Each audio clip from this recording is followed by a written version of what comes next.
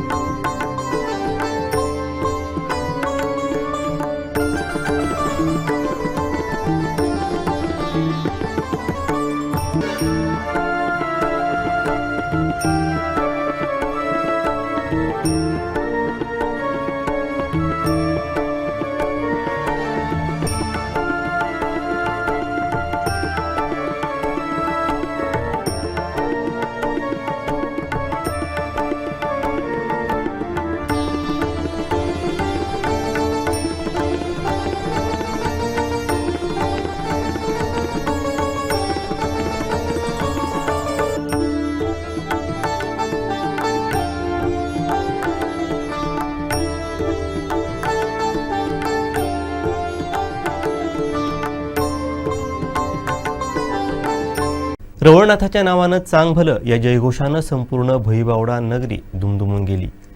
गावाचा पारंपरिक शिमगोत्सव म्हणजेच सरता खेळ यंदाही मोठ्या उत्साहात आणि भक्तिभावात पार पडला. हजारो भाविकांच्या उपस्थितीत रंगलेल्या या उत्सवानं गावात आनंद आणि जल्लोषाचं वातावरण निर्माण झालं. पाहूयात या भव्य सोहळ्याची खास झलक.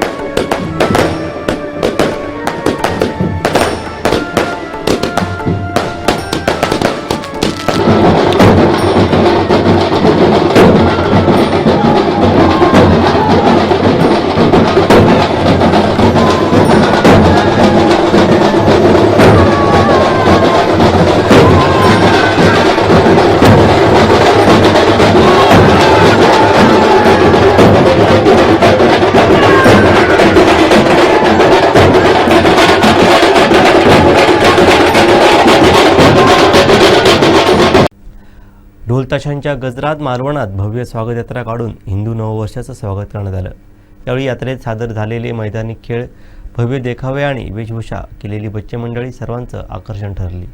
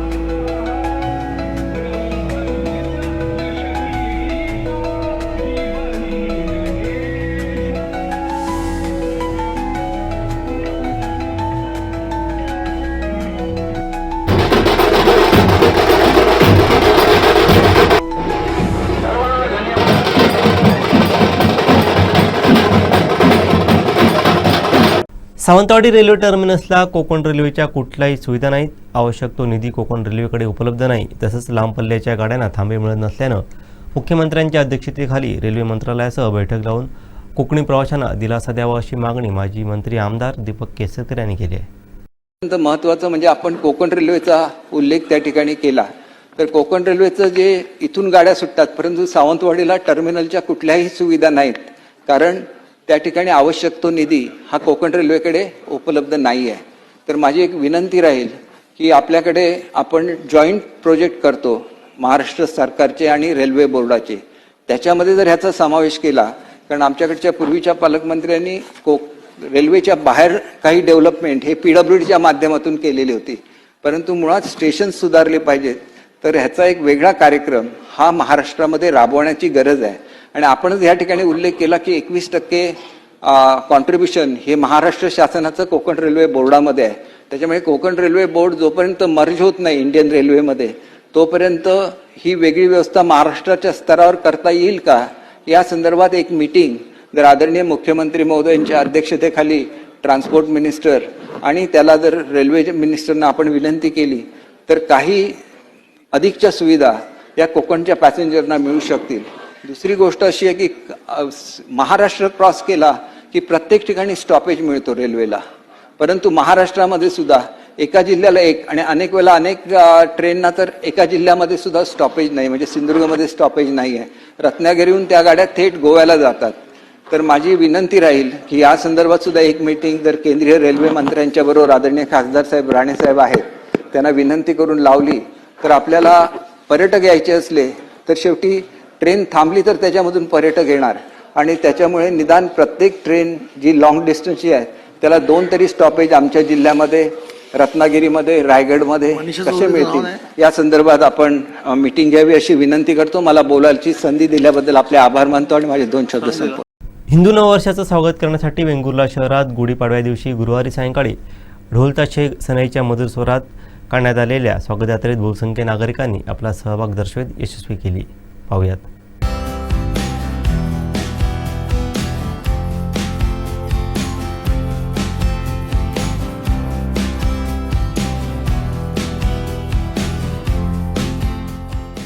दरवर्षीप्रमाणे यावर्षी मराठी नवीन वर्षाच्या स्वागतासाठी गुरुवारी सायंकाळी भव्य स्वागत यात्रेचं आयोजन केलं होतं.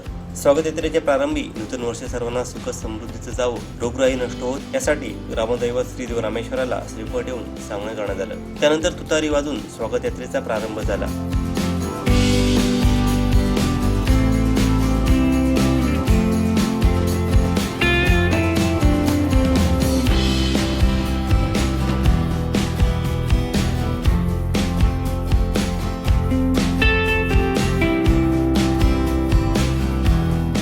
श्री रामेश्वर मंदिराकडून निघालेली स्वागत यात्रा शिरोडा नाका, दाभोली नाका, बाजारपेठ, मारुती स्टॉप मार्गे पुन्हा रामेश्वर मंदिर येथे आल्यानंतर यात्रेची सांगता झाली.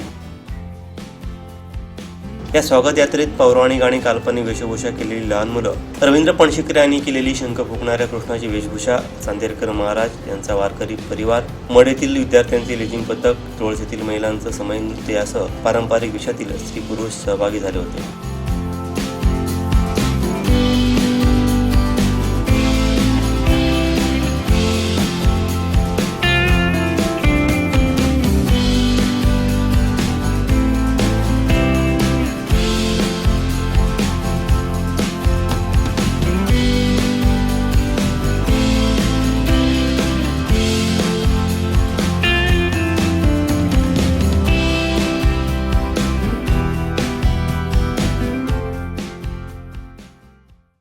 गुढीपाडवा म्हणजे खरं तर आज हिंदू रीतिरिवाजाचा आज नववर्षाचा पहिला दिवस आहे आणि जेव्हा गुढी उभारली जाते ती गुढी म्हणजे आज विजयाचं आणि समृद्धीचं प्रतीक मानलं जातं. गुढीपाडव्याच्या निमित्ताने एकत्र आला. पुण्यामध्ये, महाराष्ट्रामध्ये आणि देशामध्ये सुद्धा मराठी समाज हा खूप मोठ्या प्रमाणावर आहे आणि हिंदू धर्माचा आजचा हा सण नवीन वर्षाचा मानला जातो. आजचा हा दिवस अतिशय महत्त्वाचा आहे आणि वेंगुर्ला वासियांना आणि संपूर्ण जिल्ह्यातील प्रत्येक नागरिकांना मी भारतीय जनता पार्टी माझ्या कुटुंबाकडनं, माझ्या सर्व सहकार्यांकडनं मनापासून खूप साऱ्या शुभेच्छा देत आहे. संपूर्ण कोकणी जनतेला नववर्षाच्या मनापासून शुभेच्छा. पुढील संपूर्ण आयुष्य खूप सुंदर सुखाचं जावं हीच आपण परमेश्वराकडे आराधना करतोय. आणि आजचा हा कार्यक्रम वेंगुर्ला वासियांनी ठेवलेला आहे आणि या निमित्ताने आम्हाला या ठिकाणी बोलवण्यात आलं होतं. मी त्यांचा सर्वांचा ऋणी आणि धन्यवाद आहे. काय नवीन संकल्प घेऊन निघालाय? संकल्प एकच आहे पहिल्या दिवसापासून की माझ्या या स्थानिक तरुण मुलांना रोजगार मिळण्यासाठी, प्रचंड प्रमाणामध्ये इथे कार्य करण्यासाठी, स्थानिक एखादा रोजगाराचा बिझनेसचा विषय जो आहे तो पूर्ण व्हावा हीच आम्ही परमेश्वराकडे आराधना करत आहोत. गुढीपाडवा हा मराठी नववर्षाचा आणि विजयाचा सण म्हणून साजरा केला जातो. या पारंपरिक सणाला ज्ञानाची जोड देत येथील चौको नंबर 4 मराठीवाडी शाळेचे शिक्षक जावेद तांबोळी यांनी यावर्षी आपल्या घरी पुस्तकांची गुढी उभारून वाचन संस्कृतीचा प्रेरणादायी संदेश दिला.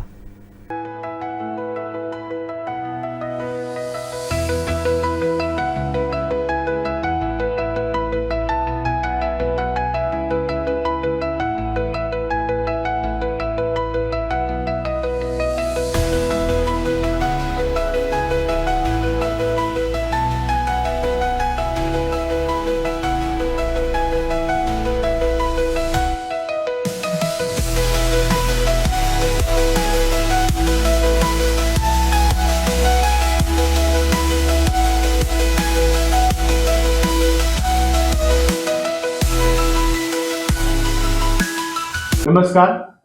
आज गुढीपाडवा. गुढीपाडव्यानिमित्त आपल्या सर्वांना खूप साऱ्या शुभेच्छा. खरं तर गुढी हे ज्ञानाचं प्रतीक आहे आणि ज्ञानाचा हा नेहमीच मोठा विजय असतो. आणि हे ज्ञान मिळवण्याचं प्रभावी माध्यम म्हणजे आपल्याला कल्पना आहे ती म्हणजे पुस्तकं. मात्र आजच्या डिजिटल युगात, मोबाईलच्या युगामध्ये आपली वाचन संस्कृती कुठेतरी हरवत चालली अशी परिस्थिती पाहायला मिळते. आपण पुस्तकापासून दूर चाललोय अशी परिस्थिती सध्या आहे. आणि म्हणूनच या गुढीपाडव्याच्या निमित्तानं पुन्हा एकदा ही वाचन संस्कृती टिकावी, आपण वाचनाच्या जवळ जावं, पुस्तकांच्या जवळ जावं आणि याच वाचनातून, याच पुस्तकाच्या माध्यमातून आपण सुसंस्कृत, गुणवंत, ज्ञानवंत, ज्ञानसंपन्न होत असतो. आणि म्हणूनच या गुढीपाडव्याच्या निमित्तानं प्रत्येक वर्षी ही पुस्तकांची गुढी उभारून या पुस्तकांच्या गुढीच्या माध्यमातून गुढीपाडव्याच्या शुभेच्छा मी देत आहे. खरं तर आपण नेहमीच पारंपरिक पद्धतीनुसार आपण गुढीपाडवा साजरा करतच असतो.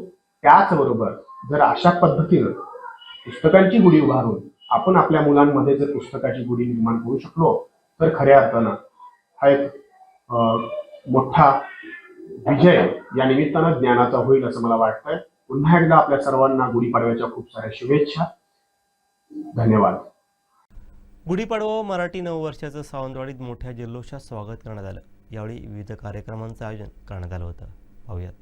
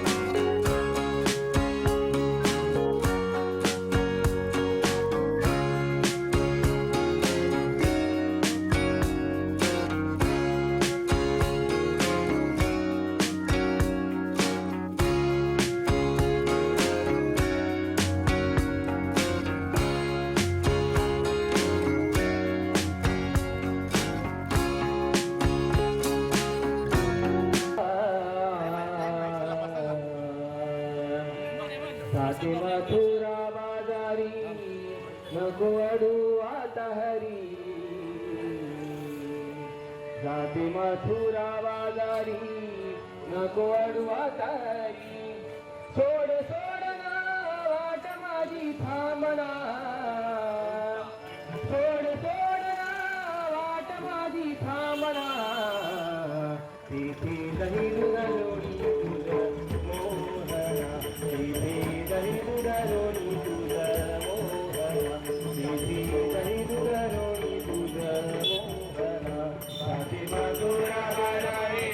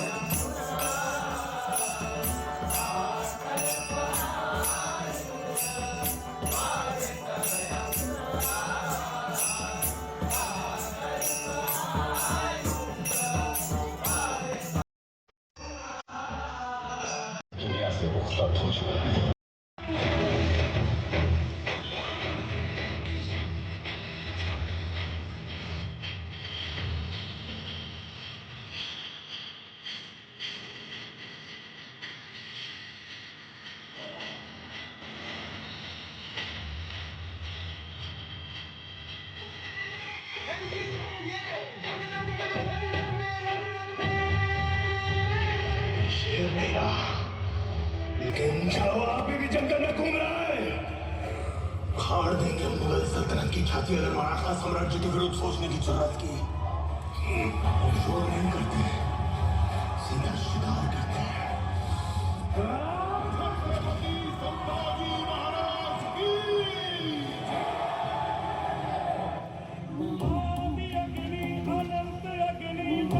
भारतीय जनता पक्षाच्या कल्याणपूर्व विधानसभा मतदारसंघाचे आमदार सुलभा गायकवाड यांनी सावंतवाडी रेल्वे स्थानकावरील असुविधांचा पाडा वाचत कोरोना काळात काढून घेतलेले थांबे पूर्ववत करण्याची मागणी विधिमंडळात लक्षवेधी दरम्यान केली। माझ्या कल्याणपुरेमध्ये अनेक कोकणवासी राहतात आणि त्यांची एक मागणी आहे की करोना काळामध्ये कोकण रेल्वेमधील सावंतवाडी रेल्वे स्टेशनवरील काही महत्त्वाचे रेल्वेचे थांबे तात्पुरते रद्द करण्यात आले होते।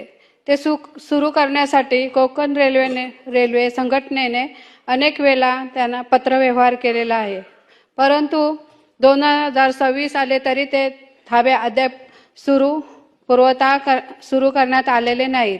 तरी शासनाने रेल्वे मंत्र्यांकडे त्याचा पाठपुरावा करावा। तसेच अध्यक्ष महोदय, सावंतवाडी टर्मिनसचे रखडलेले बांधकाम त्वरित पूर्ण करण्यात यावे। तसेच या स्थानकाचे केंद्र सरकारच्या अमृत भारत स्थानक योजनेत समावेश करण्यासाठी रेल्वे मंत्रालयाकडे पाठपुरावा करावा अशी मी मागणी करत आहे। तसेच अध्यक्ष महोदय, कोकण रेल्वेच्या दुहेरीकरणासाठी राज्य सरकारने सुद्धा आर्थिक सहकार्य करावे व कोकणवासियांना त्याचा दिलासा द्यावा। धन्यवाद। अशोक पाटील। हिंदू नववर्षाची सुरुवात आणि गुढीपाडव्याच्या शुभमुहूर्तावरती वेंगुर्ला तालुक्यातील वांगणी येथील एका चिमुकलीच्या आगमनानं आनंद द्विगुणित झाला। महाराष्ट्र आपत्कालीन वैद्यकीय सेवा 108च्या पथकानं दाखवलेल्या प्रसंगावधानामुळे रुग्णवाहिकेतच एका महिलेची सुखरूप प्रसूती झाली।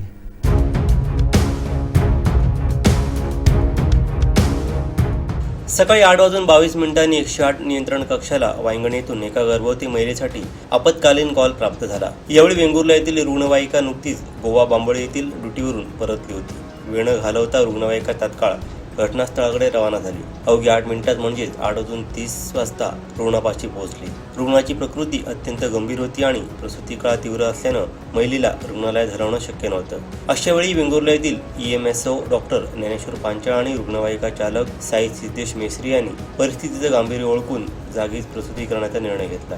डॉक्टरांच्या मार्गदर्शनाखाली आणि चालकाच्या मदतीने ही प्रसूती यशस्वी पार पडली. मातेनं एका गोंडस कन्या रत्नाला जन्म दिला असून बाळाचे वजन 2.4 किलो आहे.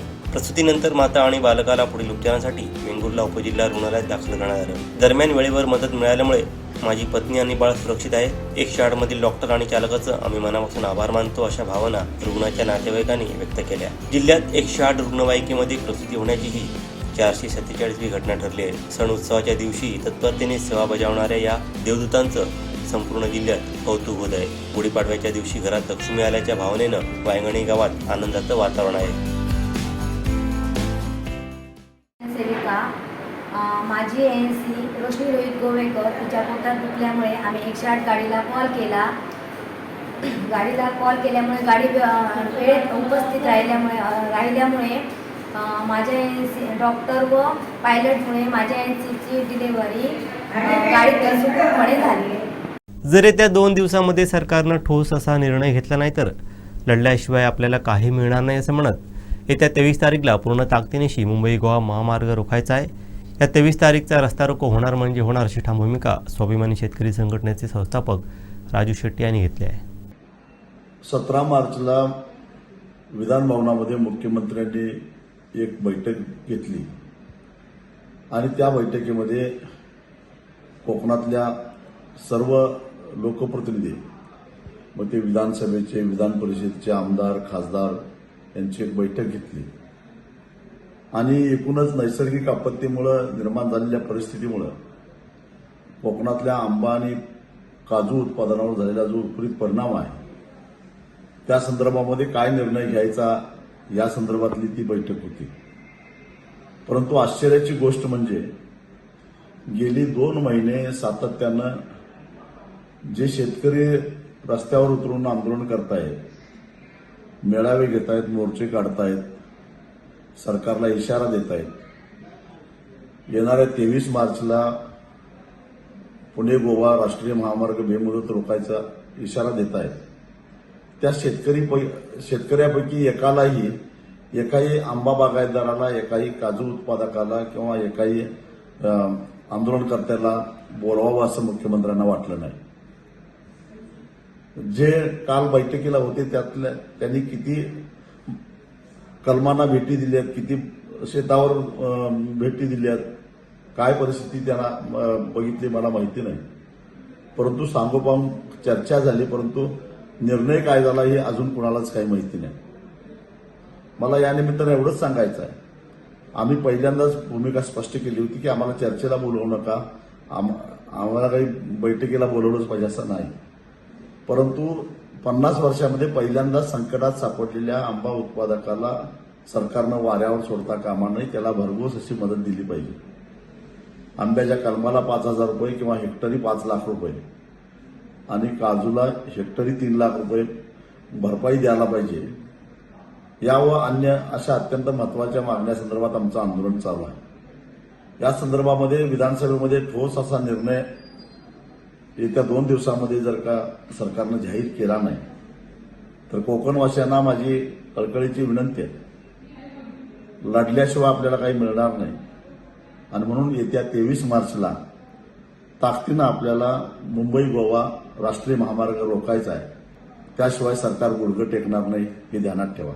जर येत्या आज किंवा उद्या सरकारनं आपला निर्णय जाहीर केला नाही तर एक लक्षात ठेवा की 23 मार्चचा रस्ता रोको होणार म्हणजे होणार.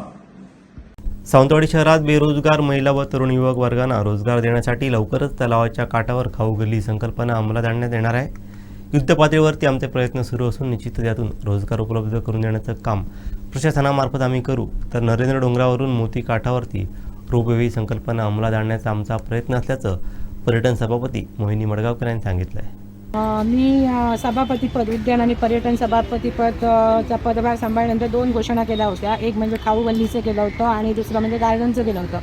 आता खाऊ गल्लीचा हा जो विषय आहे ते आमची जागा निश्चित झालेली आहे. पंपाच्या तिकडे आहे.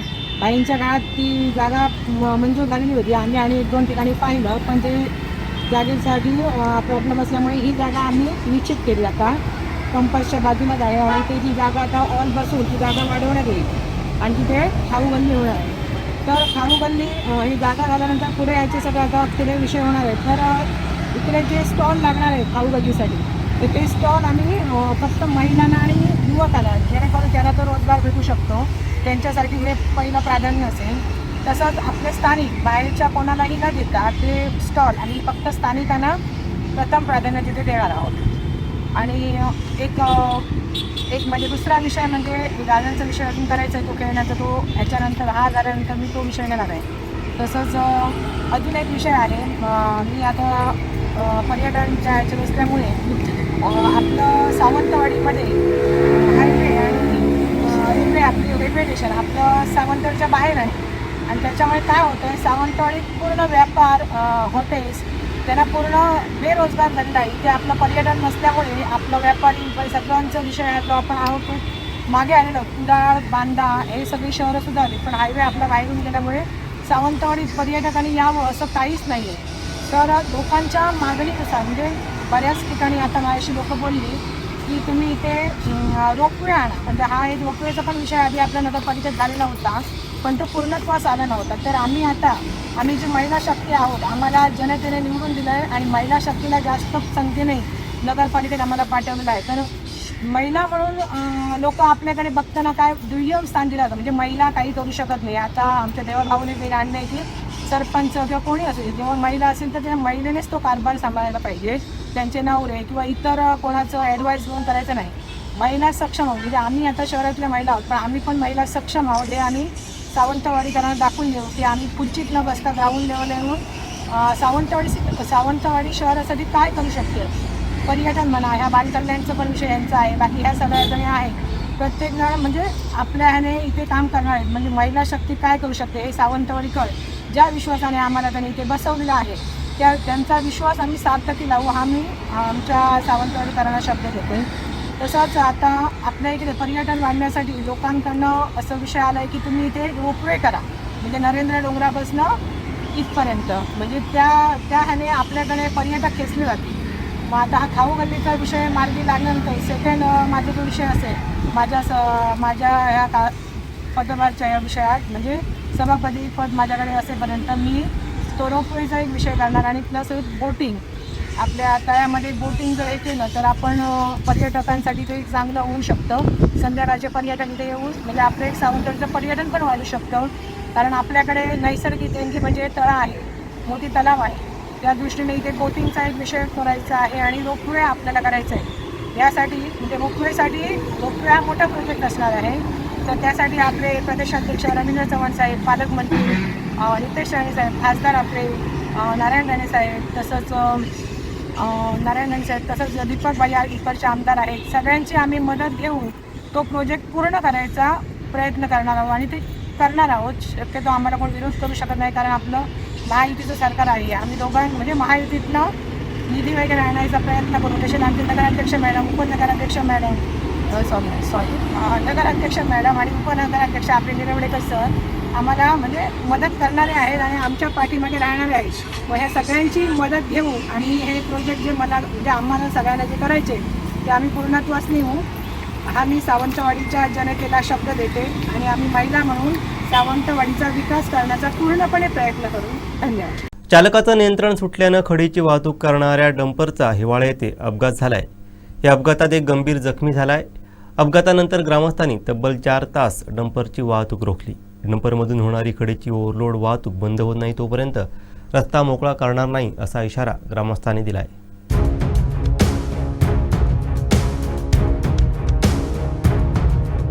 मालक नाही तो काल त्या माणसाला आम्ही बोलवत होतो इकडे कोण संजय साहेब शिरसाट त्यांना आम्ही सगळेजण बोलवत होतो. त्याच्यासाठी तुम्ही एक फौज घेऊन आला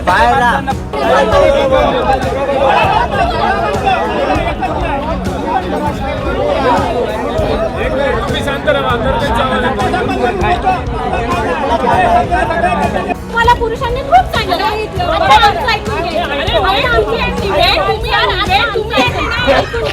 वेळ तुम्ही आमच्या आईला ऐकून घ्या. आमच्याकडे मुलं आहेत, छोटी मुलं आहेत तिथे. आजी तिथे असण्यासाठी त्यावेळी आम्ही काय केलं असतं.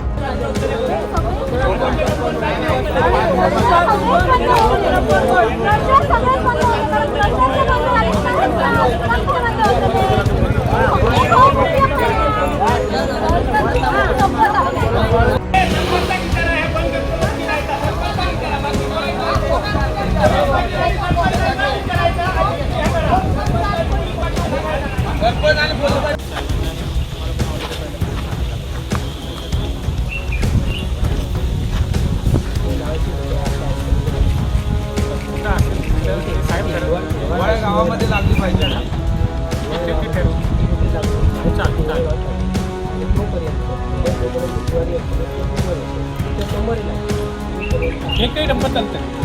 सिंधुदुर्ग जिल्ह्यामध्ये कायदा व सुव्यवस्था अधिक मजबूत राखण्यासाठी सिंधुदुर्ग जिल्हा पोलीस दलात नवीन 28 पोलीस वाहनं दाखल झाली आहेत. गुढीपाडव्याच्या मुहूर्तावर कणकवली शहरात या नवीन वाहनांनी फेऱ्या मारल्या. पाहूयात.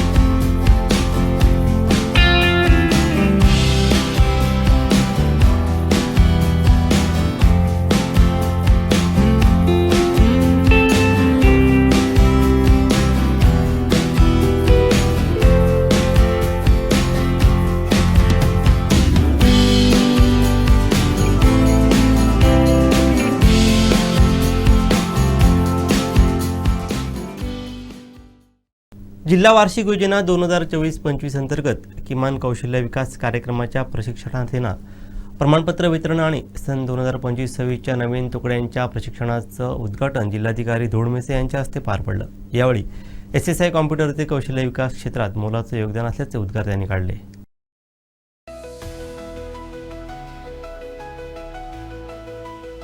नुकत्याच झालेल्या जागतिक महिला दिनाचं औचित्य साधून या कार्यक्रमात विविध क्षेत्रात कार्यरत असलेल्या कर्तृत्ववान महिलांचा सन्मान करण्यात आला. तसंच प्रशिक्षण पूर्ण केलेल्या विद्यार्थ्यांना जिल्हाधिकाऱ्यांच्या हस्ते प्रमाणपत्रांचं वाटप करण्यात आलं.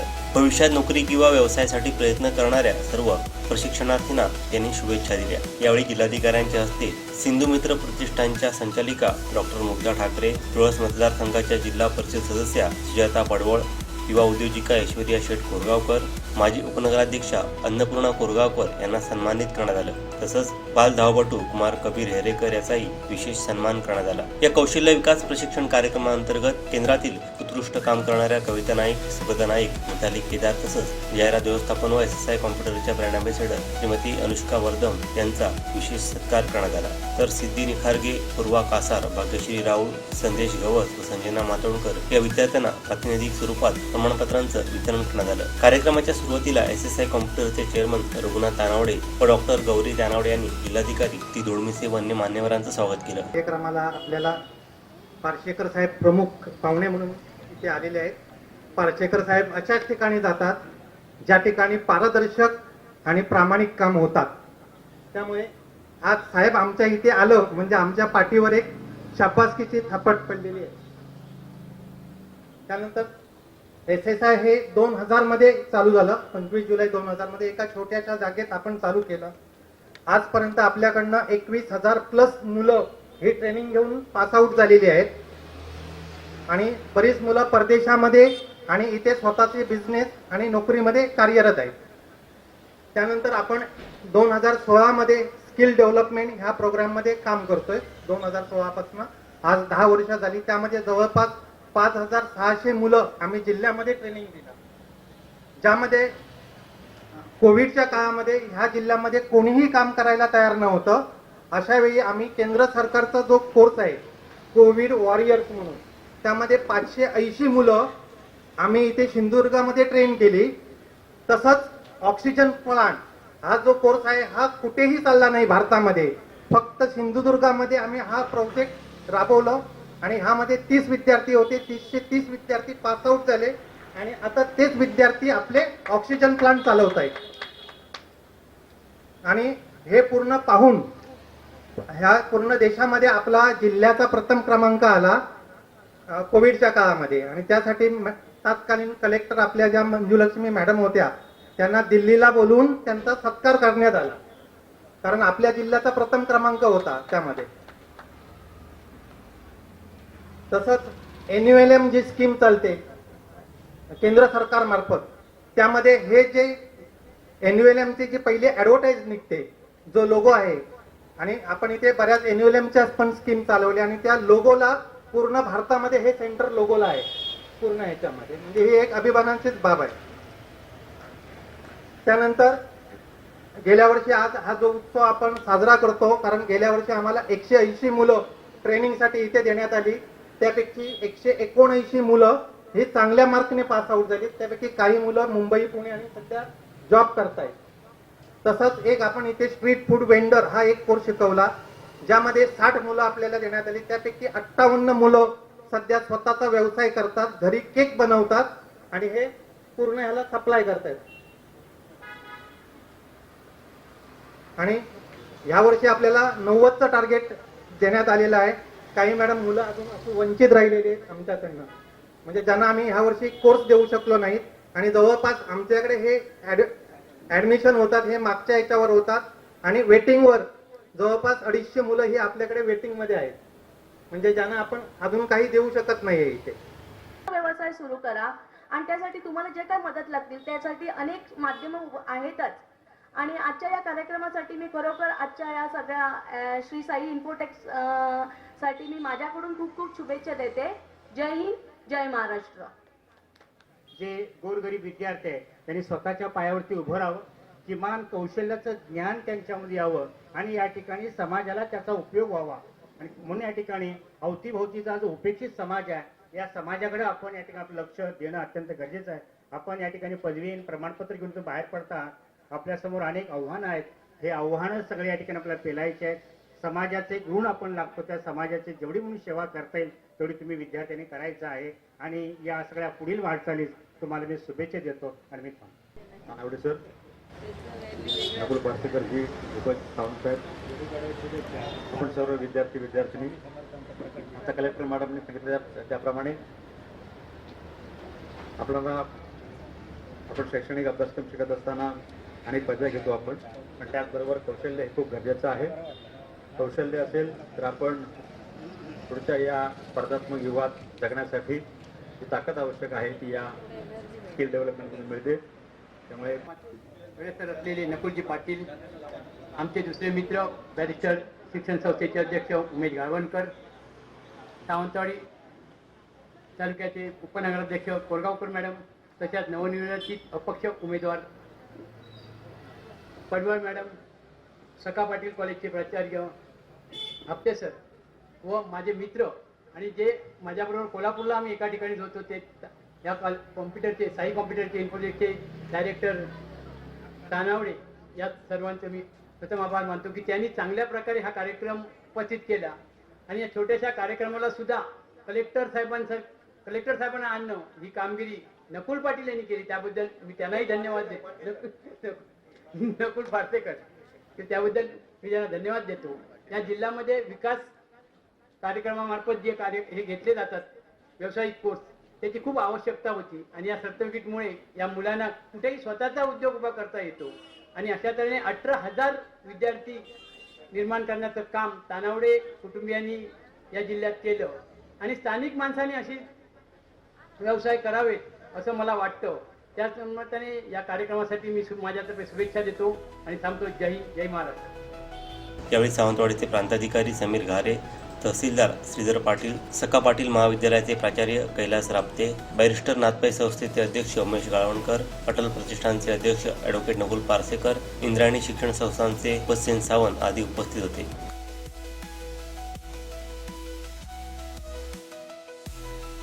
कार्यक्रमाचे निवेदन प्राध्यापक रुपेश पाटील यांनी केलं. यावेळी SSI कॉम्प्युटरचे विद्यार्थी, पालक व नागरिक मोठ्या संख्येने उपस्थित होते. म्हणून मी 4 वेळा ओरसला गेलोय आणि साहजिक आहे, मार्च एंड आहे, त्यांची प्रशासकीय धावपळ एवढी असते. मी जेव्हा जातो तेव्हा त्यांचे PA सांगतात, मॅडम विमानात आहेत, मुंबईला गेल्यात, मंत्रालयात मीटिंग चालू आहे. सगळ्यात महत्वाची गोष्ट मॅडम ही आहे, आता मी प्रांत साहेबांशी पण बोलत होतो, केंद्रीय मंत्री सुरेश प्रभू यांच्या जडणघडण वाढलेला मी कार्यकर्ता. त्यामुळे या जिल्ह्यात जे जे काही कन्स्ट्रक्टिव्ह आहे ते या अधिकाऱ्यांनी पाहावं हा माझा आग्रह असतो आणि म्हणूनच मी तुम्हाला त्रास दिला.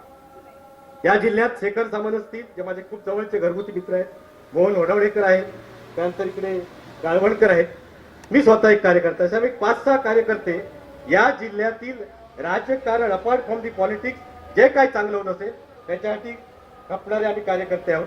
त्यामुळे हे करत असताना जर असे अधिकारी मिळाले, म्हणजे मॅडमांचा गेला 6.5 महिन्याचा कार्यकाळ माझं निरीक्षण आहे, मॅडम सगळ्यात जास्त प्राधान्य या जिल्ह्यातील सामान्य कार्यकर्त्याला देतात आणि त्यांचे अनेक गुण आहेत. मगाशी मला त्यांच्या PAचा फोन आला आणि ते म्हणाले की व्यासपीठावर प्लास्टिकच्या बाटल्या ठेवू नका. मॅडम, हा संदेश आहे, लक्षात घ्या, हा खूप चांगला संदेश आहे, खरोखर चांगला संदेश आहे. आणि अशा प्रकारचं एक विजन ठेवून या जिल्ह्यासाठी रचनात्मक काम करणाऱ्या अधिकारी असतील तर त्या अधिकाऱ्यांना आपण सगळ्यांनी, सगळ्या स्तरातील लोकांनी सहकार्य केलं पाहिजे, त्यांना प्रोत्साहन दिलं पाहिजे. आणि प्रत्येक वेळी आपली प्रत्येक गोष्ट आपल्या मनासारखी होत नाही, कारण त्यांच्याही काही अडचणी असतात. हे सगळं राजकारण सांभाळून प्रशासन त्यांना चालवायचं असतं, हे आपण माहीत करून घेतलं पाहिजे. त्यामुळे सगळ्याच गोष्टी आपल्या मनात होणार नाही. पण मॅडमांच्या वतीने मी तुम्हाला शब्द देतो की या जिल्ह्यातील सर्वांगीण विकास करायचा असेल तर मला वाटतं अजून ते 2.5 वर्ष आहेत, त्या आणखी 10-12 वर्ष राहाव्यात अशी माझी प्रार्थना आहे. कारण असे अधिकारी मिळत नाहीत ज्या संवेदना असतात, ज्या तळागाळातील लोकांच्या संवेदना जाणतात. त्यामुळे मी आग्रह केला, असं मी म्हणत नाही, कारण तुमचंही पर्सनल लाईफ आहे. मॅडम या ठिकाणी वेळावेळी करून आलात, त्यांनी हा कार्यक्रम अटेंड करायला पाहिजे म्हणून VC इथं लावली, त्यामुळे मी तुमचे आभार मानतो. प्रांत साहेब, तुमचाही खूप चांगला अप्रोच आहे, ते चांगले कवी आहेत, ते संवेदनशील लिटरेचर लिहितात, त्यामुळे आमची तुमची नाव निश्चितपणे जोडली जाईल. आपले तहसीलदार साहेब तर शासनाचा उपक्रम तिकडे GR इकडे बाहेर पडायच्या अगोदर अंमलबजावणी सुरू करतात, हा आमचा अनुभव आहे. आम्ही बऱ्याच वेळा त्यांचा आमच्या कोमसामाच्या वतीने सत्कार पण केलेला आहे. मॅडम, मी तुम्हाला एक शब्द येतो, एक सजग सामाजिक कार्यकर्ता म्हणून, या जिल्ह्यात अधिकारी म्हणून सर्वसामान्य लोकांचे प्रश्न हातात असताना जे जे तुम्ही कराल त्याच्या आम्ही पाठीशी आहोत. धन्यवाद. भगिनी पत्रकार वर्ग, सर्वांना नमस्कार. सर्वप्रथम सर्वांना पाडव्याच्या हार्दिक शुभेच्छा. या कार्यक्रमाला यावं असा बराच अट्टहास झाला होता आणि तुम्ही करून घ्या म्हटलं तरी नाही मॅडम, तुम्हाला यावंच लागेल.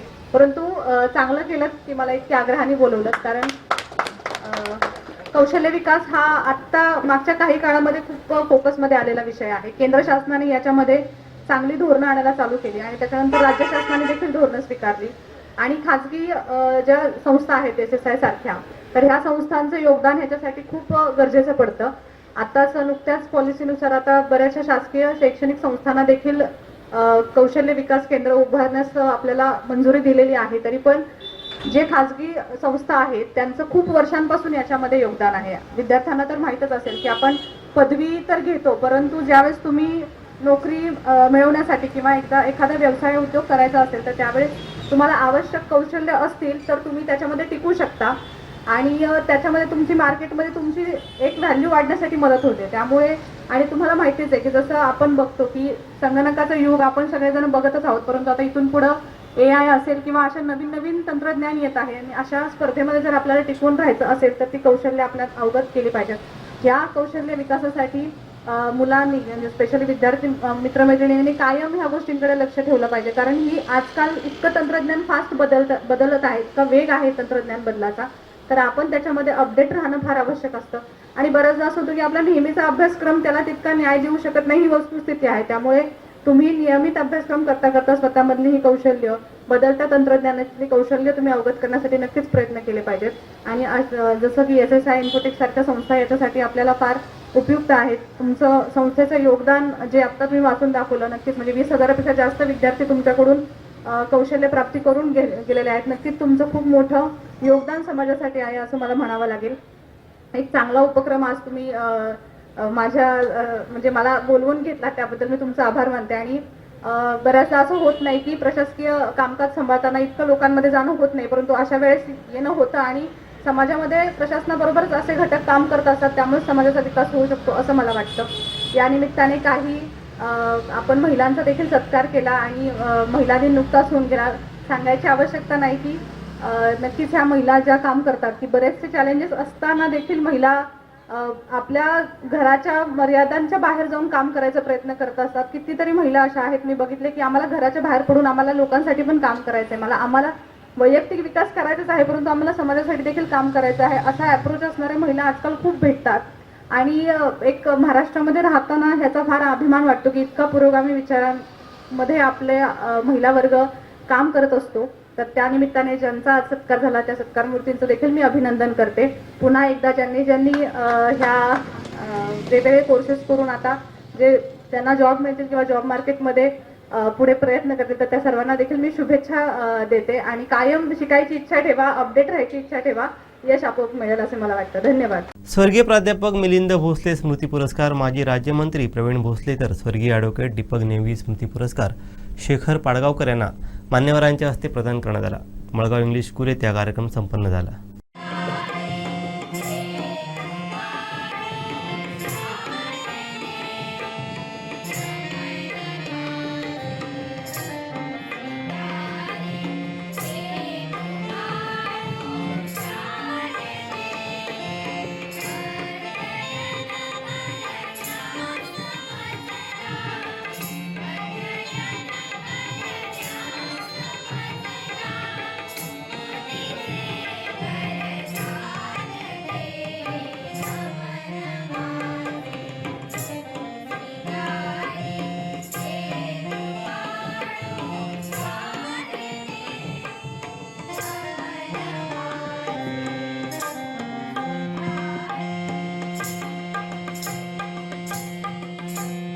येथील मळगाव इंग्लिश स्कूलच्या सभागृहात हा पुरस्कार वितरण सोहळा मोठ्या दिमाखात संपन्न झाला. यावेळी कुमासाप शाखा सावंतवाडीकडून स्वर्गीय प्राध्यापक मिलिंद भोसले सामाजिक, शैक्षणिक, राजकीय, साहित्य, कला, सांस्कृतिक सेवा पुरस्कार माजी राज्यमंत्री प्रवीण भोसले यांना,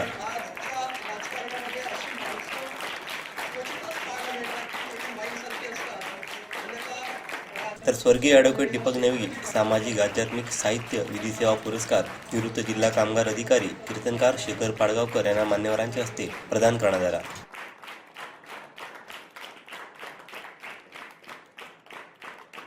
तसंच शाखेकडून कणकवली नगराध्यक्ष संदेश पारकर, निवृत्त उपविभागीय अधिकारी दयानंद गवस यांचाही सन्मान करण्यात आला.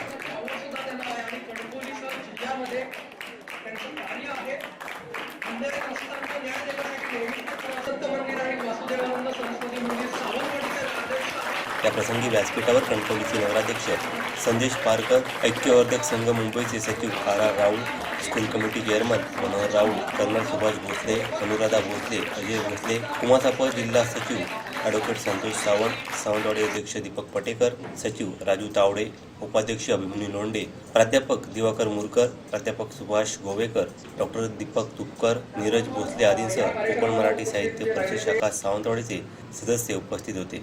या कार्यक्रमाचे प्रास्ताविक अध्यक्ष दीपक पटेकर यांनी केलं, तर सूत्रसंचालन सहसचिव विनायक गावस, तर आभार सचिव राजू तावडे यांनी मानले. येत नव्हतं आणि नंतर नोकरी सांभाळ तेव्हाही काही करता येत नव्हतं. जेव्हा मी रिटायर झालो तेव्हा नंतर माझा कीर्तनाचा प्रकल्प झाला, पण 90% मी कीर्तनकार होतो. एकूण 65 नाटकं व्यावसायिक रंगभूमीच्या ख्यातनाम लेखकांचे म्हणजे गाणटकर असेल, तोरमल असतील, वगैरे सगळे मंडळी, जयवेंद्रडी असतील, अशा लोकांच्या त्या 65 नाटकामध्ये मी मेजर रोल केलाय. आणि त्याची मला सांगतो तिरोडा आमचा आता केरकर आलेले ते पण सांगतील तिथून नाटक बघायला यायचे. 65 नाटकामध्ये मेजर रोल केलाय, लक्षात ठेवा. 650 कीर्तनानंतर केली, लक्षात ठेवा. आणि कीर्तनकारी पदवी आहे, बाकी काय. आणि वक्ता कुठेतरी मी गेस्ट म्हणून गेलो तर जायचं, बस. सगळ्यात महत्वाचं म्हणजे काय, विषय भरकटत जाऊन प्रवीणभाई भोसले आणि शेखरजी असतील, या दोघांनाही त्या ठिकाणी खरं तर त्यांच्या पुढच्या वाटचालीला शुभेच्छा देतो. तुम्ही या समाजावर संस्कार करण्याचं काम केलं. तुम्ही एक आदर्श व्यक्तिमत्व म्हणून समाजाच्या समोर त्या ठिकाणी आहात. तुमच्या विचारांची, तुमच्या आदर्शांचा पाठलाग आम्ही त्या ठिकाणी करतो आणि म्हणून या सगळ्या जडणघडणीमध्ये खरं तर हा जो काही सत्कार आहे, कोकण मराठी साहित्य परिषदेने दिलेला सत्कार आहे, या मळगावच्या शिक्षण संस्थेने सत्कार आहे, हा दिलेला सत्कार, खरं तर ही जी काही व्यक्तिमत्व आपण निवडलेली आहे, खरं तर सत्कार देत असताना नुसता सत्कार देण्यापेक्षा त्या कर्तृत्वान माणसाचं म्हणजे योगदान लक्षात घेऊन आपण त्या ठिकाणी सत्कार त्यांचा केलेला आहे. आणि म्हणून हा जो सत्कार आपण केला हा योग्य कर्तृत्वान अशा असतं. तर कोकण मराठी परिषदेने हा गौरव कदाचित केलाच नसता, आमची निवडच केली नसती. कारण ती अत्यंत जागरूक अशी संघटना आहे आणि ती जागरूक संघटना आहे. त्या संघटनेने माझी निवड केली आणि म्हणून मी ते स्वीकारलं की मला खाती याच्यामध्ये कसली बशिरेबाजी नाही.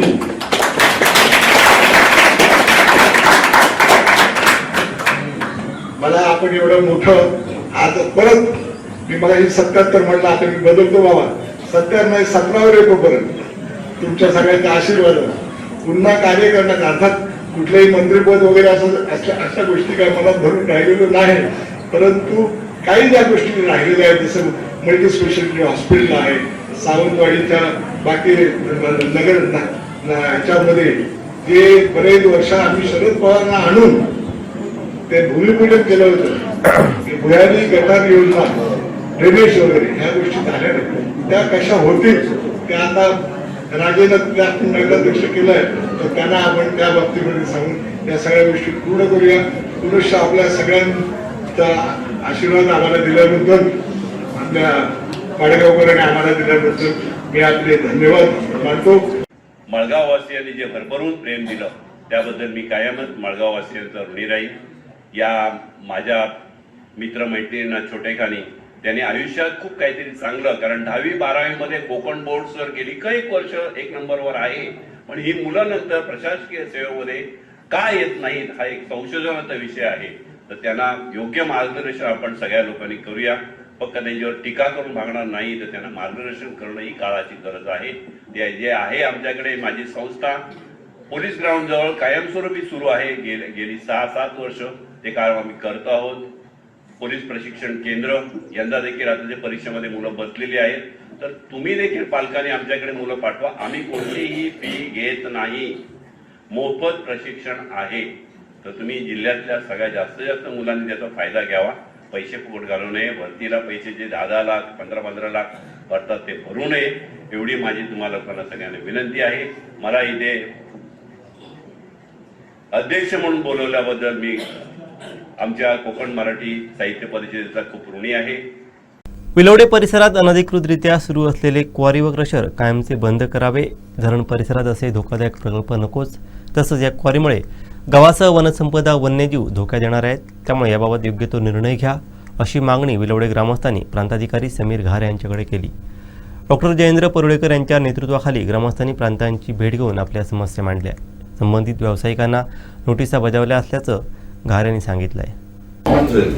इको सेन्सिटिव्ह एरियाच्या आसपास असलेल्या ह्या क्वारीज, त्याचबरोबर इरिगेशन प्रोजेक्टला विदिन 500 मीटर्स मध्ये असलेल्या क्वारीज ॲज वेल ॲज क्रशर्स, त्याचं सिल्टेशन हे सगळं पाहताना साहेब त्याच्यात ह्यांच्याकडे सगळे कागदपत्र पण आहेत. 2020-22 मध्ये ते फाउंड आउट की lot of crushers are illegally पण चालू. Sir I will explain him in detail.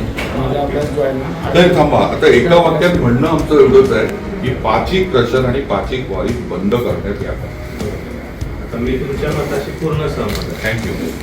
जे आता फोटो बघितले किंवा तुम्ही जी काय माहिती घेतली, आता याच्यात विषय काय आहे की आता एकतर जे कॉलेज चालू आहे किंवा बंद आहे तर त्याचं मोजमाप त्याचं दंडात्मक कारवाई किंवा जे काय आहे तर ते सायमल्टेनियसली करायला तर सुद्धा मी सांगितलं होतं. त्यांनी निपाणीकर आपल्या न्यायपुस्तकाच्या अध्यक्षतेखाली टीम केली.